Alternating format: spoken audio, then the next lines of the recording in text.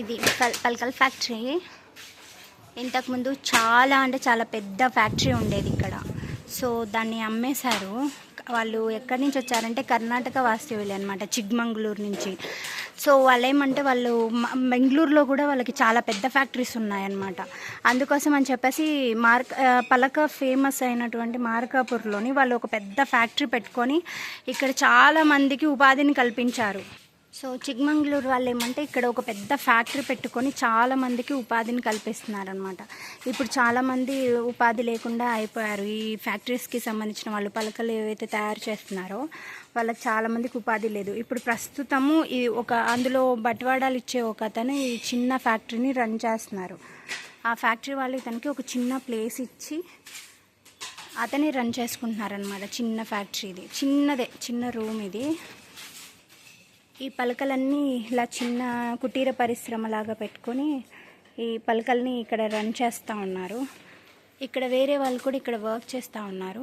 ఎవరో చూద్దాము. పలకలకి రంగేస్తూ ఉన్నారు ఇక్కడ. హలో మేడం, ఏం చేస్తూ ఉన్నారు? ఇదేం పని? ఎందుకు ఇలా రంగేస్తూ ఉన్నారు? అత్త, ఈ రంగు ఎందుకు వేస్తున్నారు ఇలా పలకలకి? పలక నలుపు రాటానికి. నలుపు వస్తే బండ మీద బాగా పడుతుందా? మీరు ఎన్ని సంవత్సరాల నుంచి ఇక్కడ వర్క్ చేస్తూ ఉన్నారు? నేను పిల్లలప్పటి నుంచి చేస్తున్నామమ్మా. అవునా? మరి ఈ ఎండకి ఇలా కూర్చుంటున్నారు, మీకేం ఇబ్బంది అనిపించట్లేదా? ఇబ్బంది ఉన్నా తప్పదుగా. ఎలా కన్సిడర్ చేస్తారు పేమెంట్స్ అవంతాని? మీకు ఎలా ఇస్తారు డబ్బులు?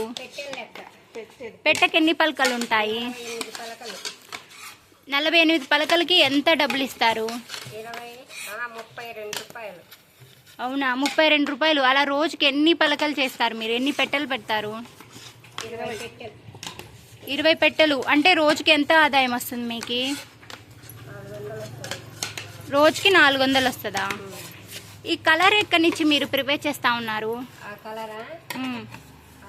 కరక్కాయలు, బెల్లము, కరక్కాయలు 10 కేజీల 12 కేజీలు కరక్కాయలు, 5 కేజీలు బెల్లం, 5 కేజీలు బంక, మాచిక్కాయలు 50 గ్రాములు ఐటమ్స్ అన్ని. సో మీరే తయారు చేస్తారా? ఏదైనా రెడీమేడ్గా మీరేమన్నా తెచ్చుకుంటారా? ఎక్కడి నుంచైనా మీరే తయారు చేస్తారా?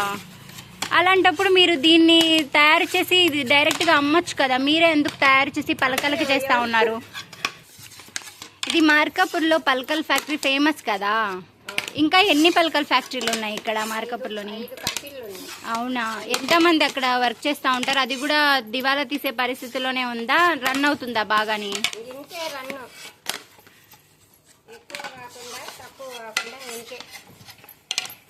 అంటే ఈ ఇంతకుముందు పెద్ద పరిశ్రమ ఉండేది కదా ఇక్కడ.